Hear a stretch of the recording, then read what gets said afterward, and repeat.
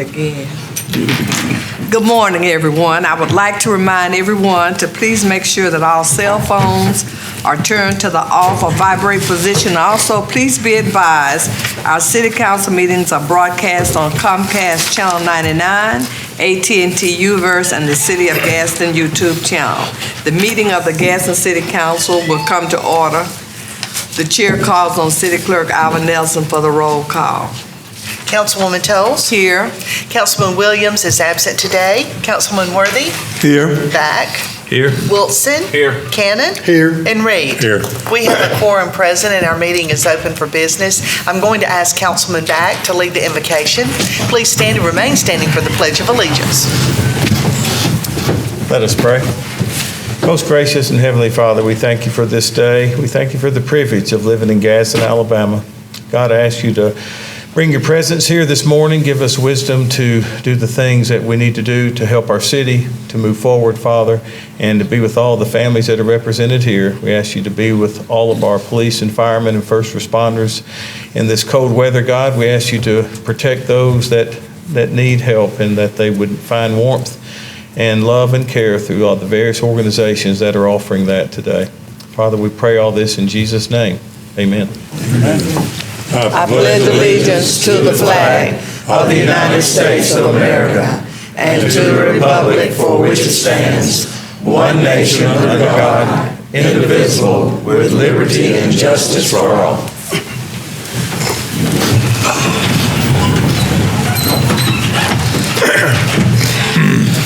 The chair will entertain a motion to approve the minutes of the Public Work Committee work session and council meeting that was held on November the 5th. So moved. Second. Clerk, will you take the vote? Those in favor, let it be known by saying aye. Aye. Those opposed, motion carries to approve minutes. The chair will entertain a motion to ratify payments of accounts for the week of November 1st through the 7th. So moved. Second. Clerk, will you take the vote? Those in favor, let it be known by saying aye. Aye. Those opposed, motion carries to ratify payment of the accounts. Proclamations, Mayor. Yes, ma'am.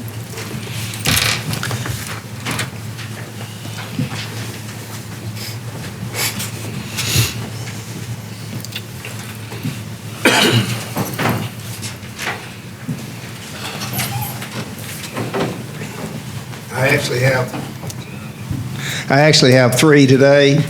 They asked me if I could do three, and I said, as long as there's no big words like mayonnaise.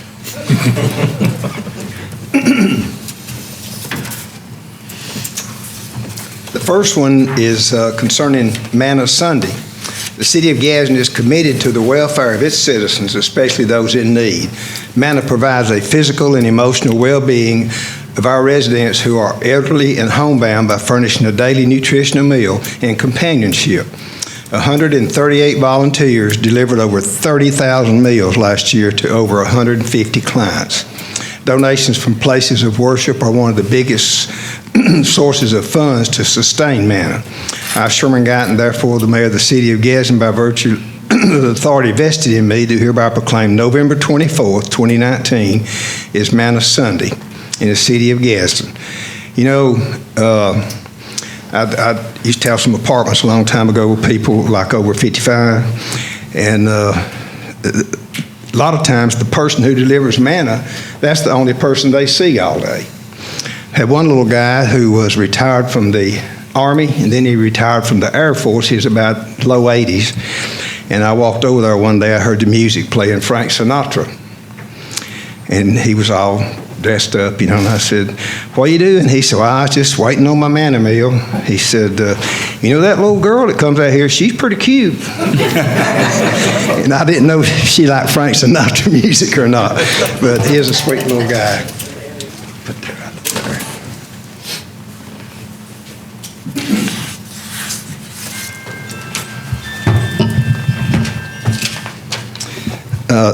The next one is a proclamation, whereas Gee's Bend is a small rural community southwest of Selma, Alabama.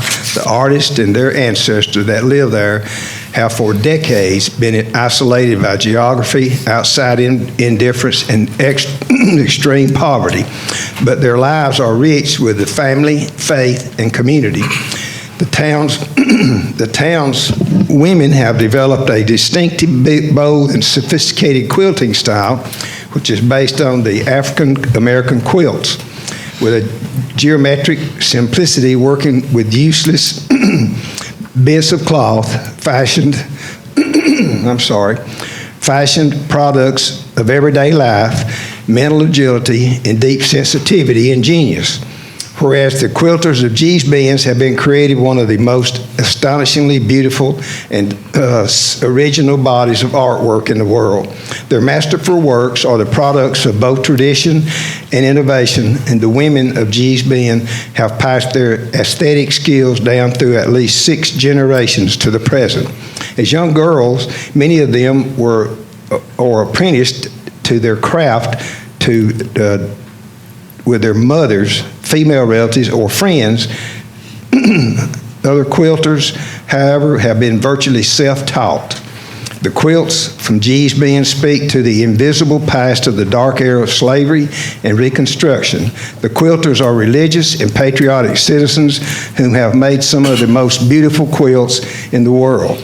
The Quilts of G's Bend exhibition has received tremendous international acclaim and is evidence of a great American success story. Whereas the quilts from G's Bend have been part of exhibitions from fine museums of art throughout the United States and are probably the most important rediscovery of an original African American folk art in the past 30 years. Therefore, I, Sherman Guyton, Mayor of the City of Gadsden, by virtue of the authority vested in me, do hereby proclaim November 12, 2019 as the Quilters of G's Bend Appreciation Day in the City of Gadsden. I was coaching basketball back in the early 70s at Livingston University, and I was familiar with that then, and they do have some amazing work if you've never seen it. It's really nice.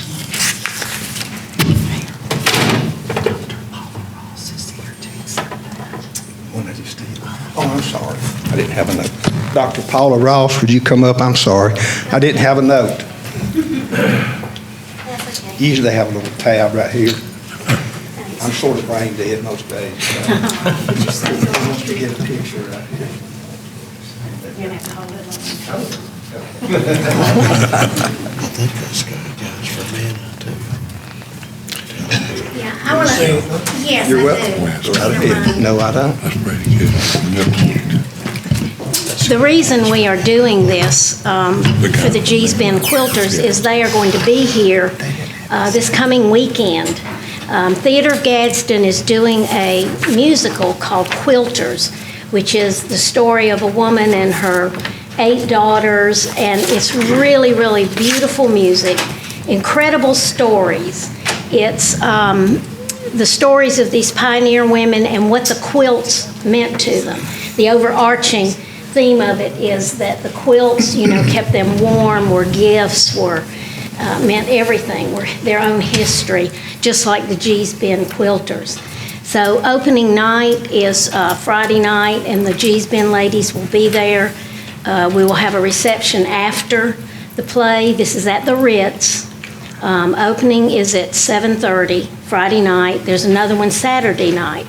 The display, the exhibition of the G's Bend Quilters will be at the Meadows Library on Gadsden State's campus. The opening for that is at 2 o'clock on Saturday, and the ladies will be there then also. That will run through January the 15th, so you can go see the quilts anytime. But we encourage you this weekend, and then the show is next weekend also. The ladies won't be there the next weekend, but they will be this weekend. Thank you very much for this opportunity.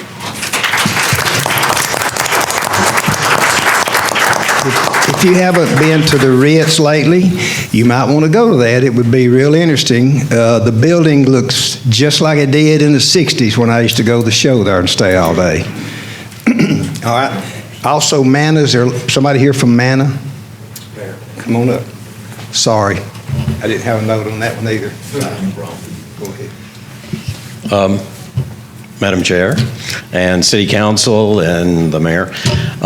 My name's Craig, Scott Library Guy, but I'm also Board Chair for Manna. And I tell you, it's a great organization. With our day off yesterday, I had a chance to deliver a route, and I've done a few in my time with Manna, but it really is a special blessing for me personally and for the entire board that I'm speaking for. So, as the mayor said in our proclamation, many times we're the only person that one of our clients sees. And I saw that yesterday and had a chance to chat and get to know the persons just a little bit better. So, thank you for the support that you guys do provide. You're a big part of our budget, and we greatly appreciate it. So, thank you.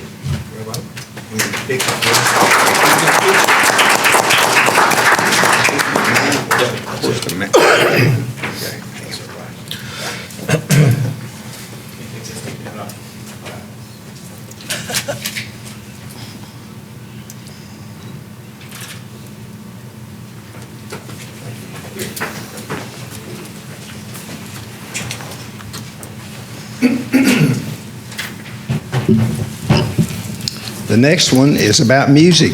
Nothing makes you feel better than music. I would ask Carol Larkins to come up, please.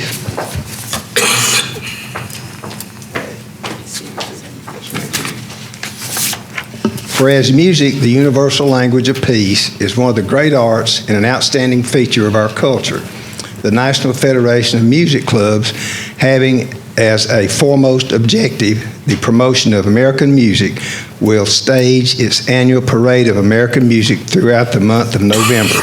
The Alabama Federation of Music Clubs and the Gadsden Music Club join in encouraging and stimulating interest in American music and the enjoyment and appreciation thereof.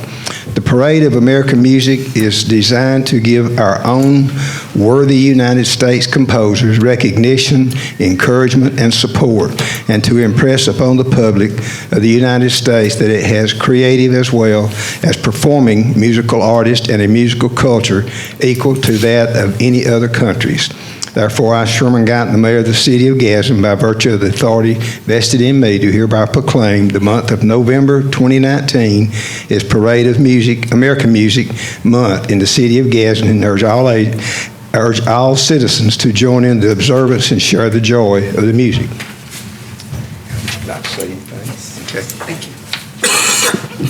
I appreciate the mayor giving us this proclamation. I'm a member of the National Federation of Music Clubs, which started in 1898. And it was started because European conductors and composers were putting down American music. So we wanted to promote American music. So we have been in business, as you might say, over 100 years now. And during World War II, we didn't let anybody stop us. We helped our boys and men and women across the waters to send them sometimes a full orchestra to entertain them. Any kind of music instruments that they needed, we sent them. And we also, after the war, we helped the Europeans with their musicians and their instruments because they hid them in caves because they didn't want to play any kind of music for the attackers or the ones that have taken over their countries. And so therefore, I am so excited not only to be a past president of the state of Alabama as the of American music, as also the city of Etowah has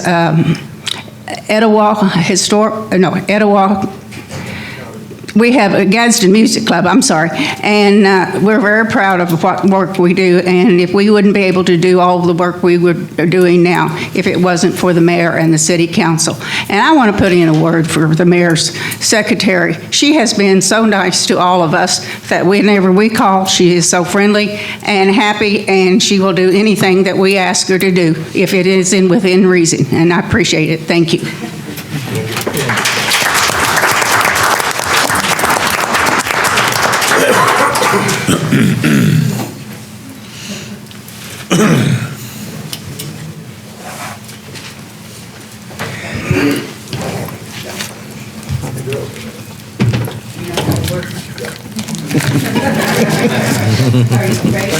You're welcome. You know, talking about secretary, from coaching and being in the real estate business, I understand, before I got to be mayor, if you don't have good help, you can't get nothing done. And we have some really good ones all throughout the city. Thank you.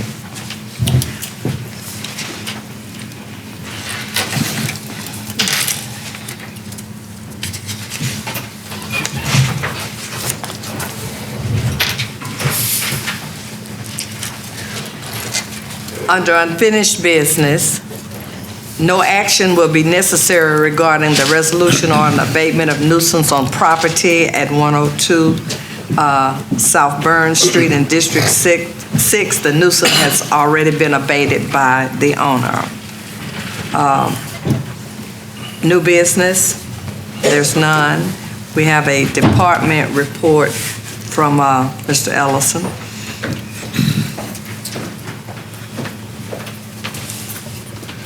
As you all know, we're experiencing our first real cold snap of the year, and while it does not meet the criteria for opening warming stations, just want to remind everyone that might need a place to go that have, of course, most of the recreation facilities are open, specifically East Gadsden Community Center, Carver Rec Center, of course, Elliott Community Center, and Banks Park. People forget about it oftentimes, but it'll be open 8 to 4 tomorrow, so if anybody needs a place to go, feel free to hang out there during the day. And of course, where's Craig?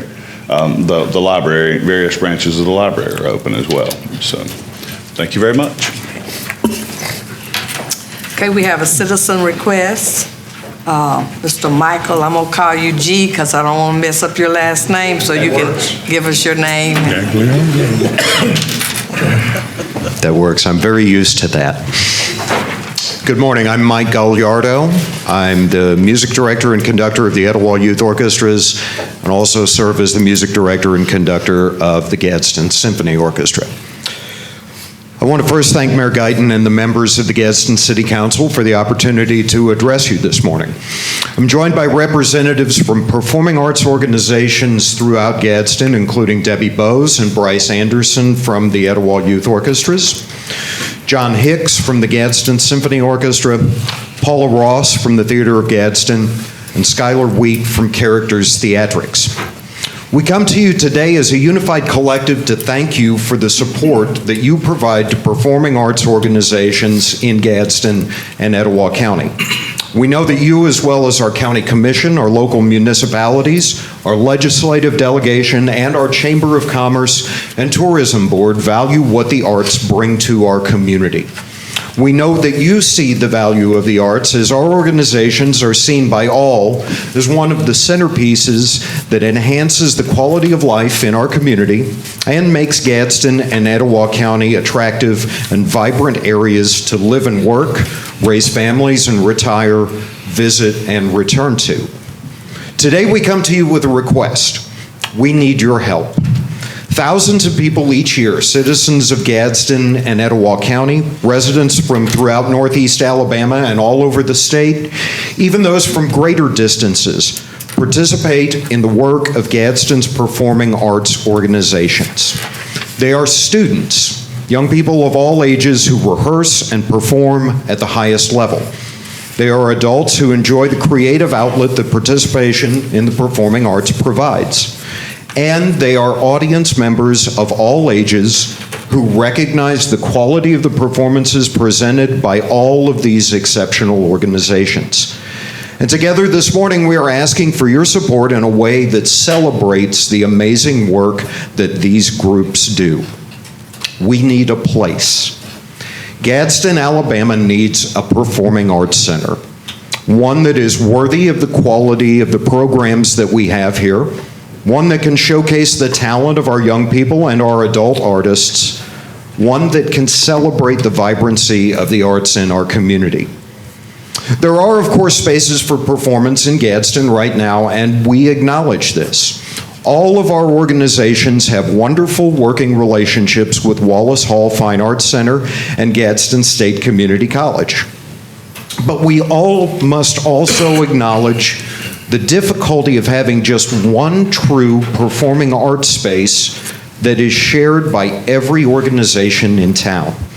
It can make scheduling for space, in a word, challenging, especially when you are not only dealing with the requests of each of our organizations, but also the many performances, programs, and events presented in Wallace Hall by Gadsden State each year. To say that Wallace Hall is booked to capacity on the annual calendar is a major understatement. And then when something unexpected occurs, the challenge becomes even greater. For example, over the past 2.5 weeks, both the Gadsden Symphony Orchestra and the Etowah Youth Orchestras faced substantial challenges as scheduled performances and accompanying rehearsals were forced to be moved because of an unexpected occurrence at Wallace Hall. On October 25th and 26th, due to the torrential rains that fell in Etowah County, the basement of Wallace Hall flooded with over 3 feet of water, leaving the hall without heat and power. I won't go into the details, but I will tell you that without the help of Wallace Hall staff, Mary Catherine Crane and the staff of the venue at Coosa Landing, and Julie Tucker, Matt Weaver, and Rebecca Hammock of Southside High School, both the GSO's and the EYO's fall concerts could have very easily been canceled for lack of suitable performance venues.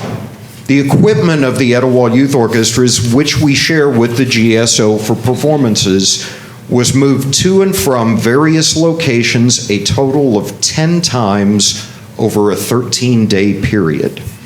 This is very hard on the equipment and on the equipment movers. This doesn't happen all the time, but when it does, it highlights a need for another option, a need for a place that all of our organizations can rely on, a need for a state-of-the-art facility that can accommodate and provide for the quality performances that our citizens and visitors have come to expect from all of these groups. We are all advocates of any program or activity that teaches leadership, teamwork, organizational skills, and citizenship. We know that the performing arts do all of this and so much more. We know that thousands of citizens, young and old, students and adults, enjoy and benefit from the arts in our community. We come before you today to ask for your support.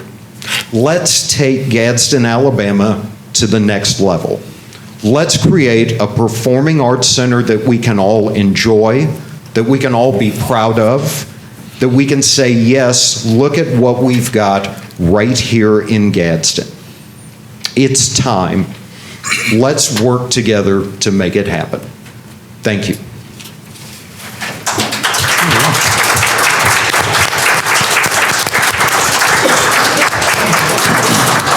I have a question.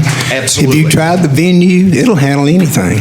We did, actually. We were very fortunate in that the venue was available for the Sunday afternoon concert of the Gadsden Symphony Orchestra. Okay. It was not available for the Saturday afternoon dress rehearsal of the GSO, Yeah. and it was also not available for the EYO's performance or rehearsals. And Mary Catherine worked extensively to get us in on Sunday, Right. and did all that she could to see if she could accommodate us for those other dates. The venue, it's a great problem to have. It's become such a focal point for different activities and events in the community that it's a very great fit for, that it's really booked up to capacity a lot of times. And so, for example, when a theater organization will do a production, they need to utilize the space for an extensive period of time in preparation for that production, anywhere from a week to up to 3 to 4 weeks. I see.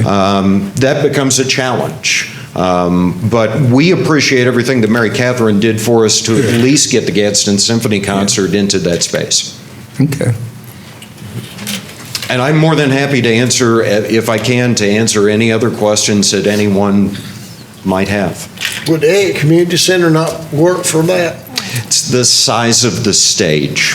the stage size is a very small space. It's hard to fit, actually it would be probably impossible to get the orchestras onto the stage. One of the things that you also run into with the ballet productions and the theater productions is fly space. The ability to fly in and fly out set pieces, the ability to fly in and fly out lighting systems. It becomes a challenge to incorporate that type of thing, to have the first-class type of performances that our performing arts organizations present on a regular basis. Just curious, do you have a price tag in a perfect world if you built your? This is not a commitment. That's a bad question to ask the orchestra conductor. I mean, do you have any idea what a facility, the scale and scope that you're talking about would cost? I do have some ideas. Of course, a lot of that is going to be based on the approach, and there are several different approaches to this. One approach is to build from the ground up, of course. Another approach would be to utilize an existing structure and convert it into a facility. Yet another approach could be to take an existing structure that may not be ideal for the concert space, but may have office storage and rehearsal space, to utilize that for that type of space and build venue onto that existing space. In Ponca City, Oklahoma, which is a community of about 25,000 people, which is not actually a suburb of anywhere in Oklahoma. Ponca City had a bond issue in 2015, which had several different elements to it, and one of the elements was a state-of-the-art 1,200-seat concert hall, specifically a concert hall, that they were able to build. The original bond issue for that portion was $10.7 million, and they actually came in under $10 million for the construction of that hall. If you were to go ground up and build a performing arts center that had both a concert hall and a theatrical venue that could basically house every performing arts organization in the community from the ground up, my guesstimate would be about $20 million. Do you have any buildings in mind when you say it may be possible to retrofit? You know what I'm saying? I mean, is there? I drive by the old Sears building every day on Broad turning into Forest. You have it. I'm kidding. I look at that building and think, as you slope down the street, that building itself could be a wonderful space for offices, storage, rehearsal, and things like that. And there is plenty of property right there where you could add the actual venue itself onto that, which would be definitely a more cost-effective way of doing this than building something from the ground up. Are you familiar with the Performing Arts Center in Montgomery? I am familiar with MPAC, yes. It is a beautiful. Attached to the to the Renaissance, right? Yes, okay. Yes. It is a beautiful facility. Actually, the EYO has performed on that stage before, and that is a beautiful facility. The University of South Alabama in Mobile has a small hall that's about a 400 to 500 seat concert hall, but it's absolutely a gorgeous facility as well there on the campus. Of course, you know, the Jemison Performing Arts Center in Birmingham is an absolutely stunning facility where the Alabama Symphony performs. These types of halls open up the possibilities for all kinds of performances, not just by our local groups, but all kinds of touring musical, theater, and dance performances that a lot of times are looking for a one-stop in between larger cities where they could come through and present performances. And certainly this type of facility could house that kind of thing. If a community center was redone and maybe worked to fit this in, would that be a proper place for it? I think that anything that we could look at starting out would definitely be a possibility.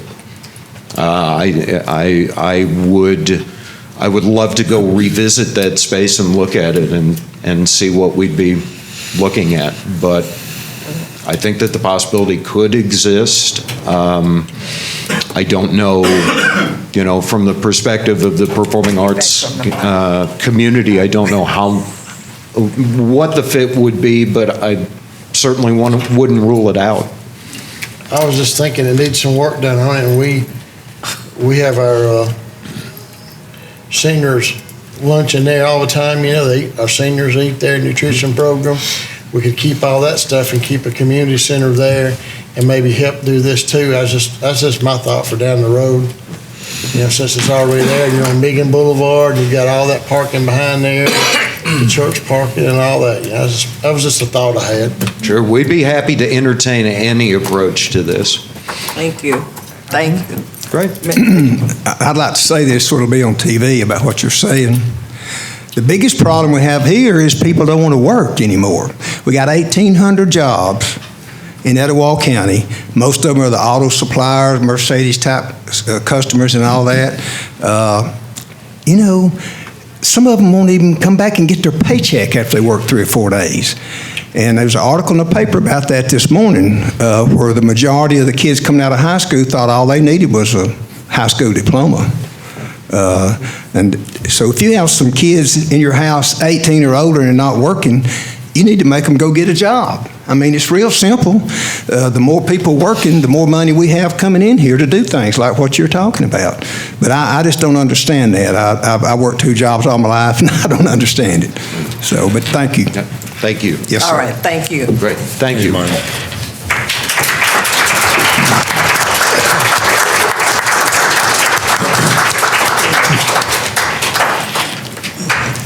Remarks by the mayor and council.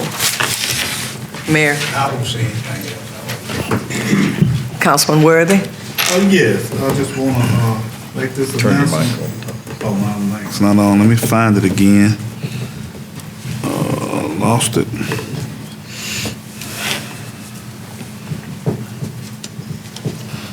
Want me to come back to you? Yeah, here it is. It's just about the RAM, about the community-wide volunteer meeting for the local churches. It's coming up on this coming Monday, November the 18th, 2019 at 5:15 p.m. The meeting will be held at the Gadsden State Junior College at the Beck Conference Center. Asking all churches, any size, small and large, to send a representative, because the more volunteers we have, the more we'll be able to provide for us the medical and dental and eye care come March the 27th through the 29th at Gadsden City High School. Thank you. Councilman Back. All right, thank you, Madam Chairman. I just want to thank everybody for coming here today, those of you especially that are with the Fund the Arts. I've been involved in that kind of activity for probably since my 10th grade year in high school, which was a long time ago.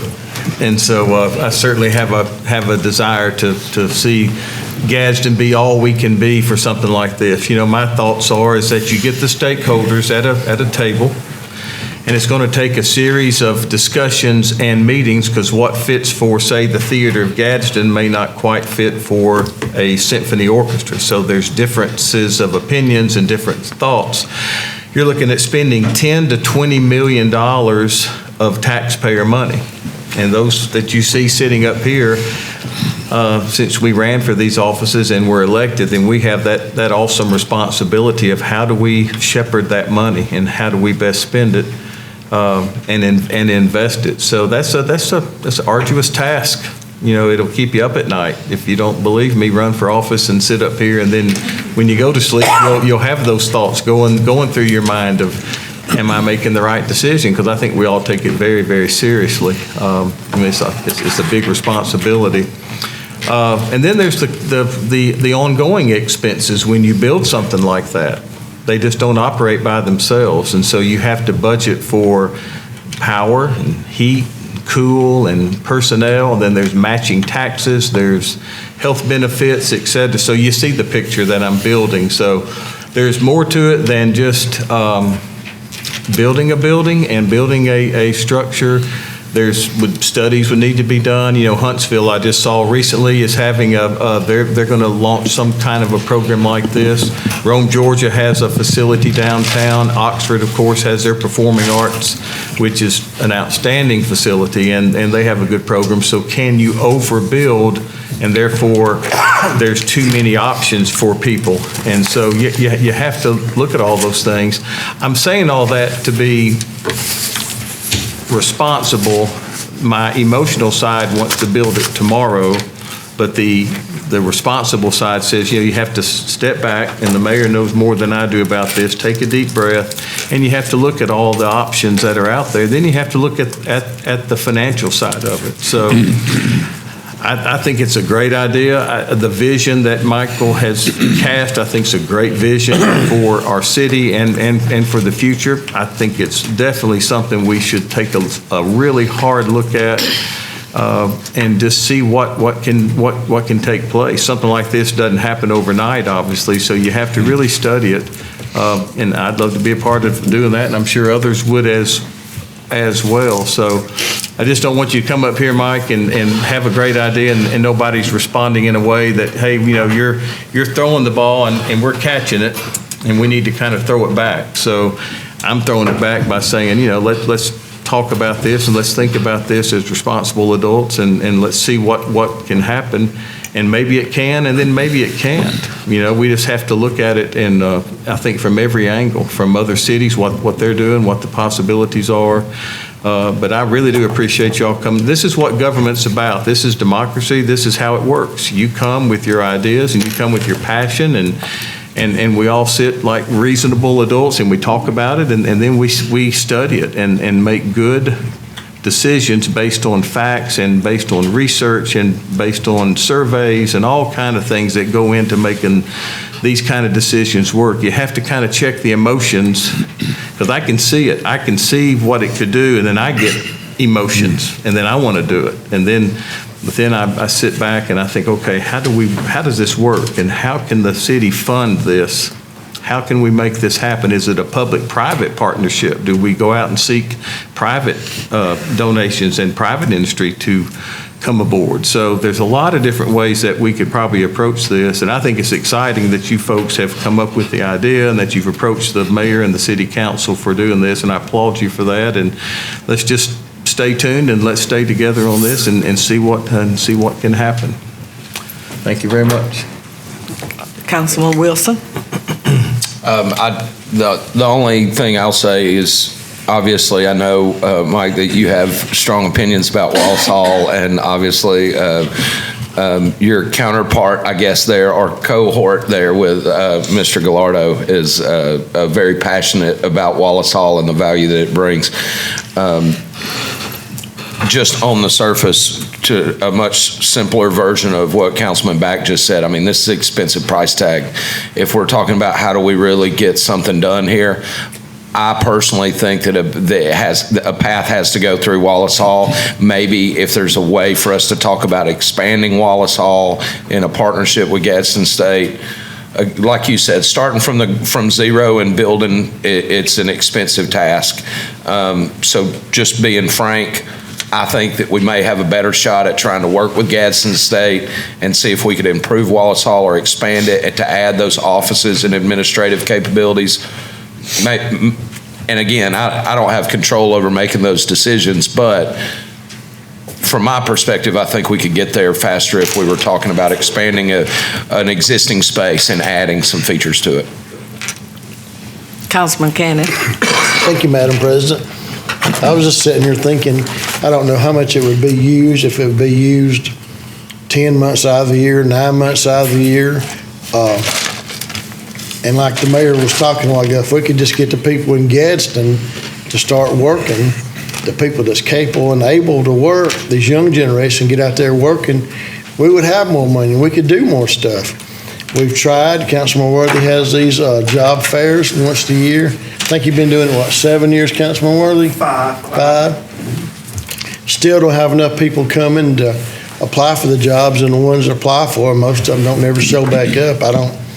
I really don't know what the answer to our problem is here. I guess it's all over the country that a lot of folks just don't want to work, but I'm for fine arts. I love to see it happen, but right now I just don't know about the $20 million or whatever we are, but I would love to see it happen. I don't know. And I could look into it and, like everybody was talking about, study it and see where we could be. But I think the best thing would be, like Councilman Wilson said, to go into another place and just build from there instead of from the ground up. That's all I have. Councilman Reed? Yeah, time y'all get to me, it's all been said. I know you're right. One of these days, I'm gonna be first. I've been an advocate for EYO and the Assembly as long as I can remember. And where they've come from and where they are today is absolutely amazing. They started off with almost nothing, and they built it into something that most cities 4 times larger than us would be envious of, I believe, Mike. I believe that. Only thing I know is it's something to look at. Everybody laughed or didn't, well, it wasn't they didn't laugh. They were doubtful that the building where the venue is would ever amount to anything. And the reason it did was because the mayor and his staff pushed it, and we backed it, and it got there. So you can't quit. Whatever you put out there, keep on keeping on. And to the quilters, and when I was about 4 or 5 years old back in the 40s, I remember walking in my grandmother's house and bumping my head on the frame because all the ladies got together all week in the wintertime, and they quilted. And I got some shirts made out of it too. Yeah. But anyway, that being said, I enjoyed your show, and I've seen the quilts, and I know how much work y'all put into it. It's absolutely great. That's all I got. Yeah. Dr. Ross, I think, and Dr. Ledbetter from Gadsden State, this month they're doing a lot of things with the women, because I attended the Women's Jazz Festival there, and I did know that the G ladies were coming. So this is something that the only disappointment that I had was the attendance and people not attending the cultural things, and I know that that's what the fine arts would be about. I was real excited. I was in Montgomery, and the Real Price of Right was at the Performing Arts in Montgomery, and I was excited and came back and said, I said that then about 4 years ago we needed a performing arts building. So, I'm excited about that, and as they were just saying, just keep trying. You never know what can happen. Due to the observance of Veterans Day holiday yesterday, Monday's garbage route is being collected today, and Tuesday's route will be collected on Wednesday, and the schedule for Thursday and Friday will not change. Due to the National League of Cities Conference that will be next week, November the 19th, the regular scheduled council meeting will meet on the 26th, so there will not be a council meeting on next Tuesday. The next one will be November 26th. Madam President, can I say one more thing? Yes. I don't want to be the dead horse, but I'm going to. I agree with Councilman over there on the doing something with Gadsden State. We've got a good partnership with them. We've helped them a lot, and they've helped us a lot. And, look at the old Kmart building. That was a redo. They almost ran me out of town for us doing that. But anyway, and I'm going to go back to the jobs. I do a lot of talking at PTA meetings and parents and all, and it amazes me. I think our teachers do a great job, but we've got all these facilities where you can go and learn a trade and make a lot of money. The plumber was at the doctor's house doing a job, and he got through, and he gave the doctor the bill, and the doctor said, "My goodness, that's more than I make." He said, "I know, that's why I quit plumbing. I quit practicing medicine and started plumbing." But you can't get the kids to think that. So parents, I'm not dogging you. Make them get a job. It's just amazing. If there's nothing else, I'll call for a motion to adjourn. So moved.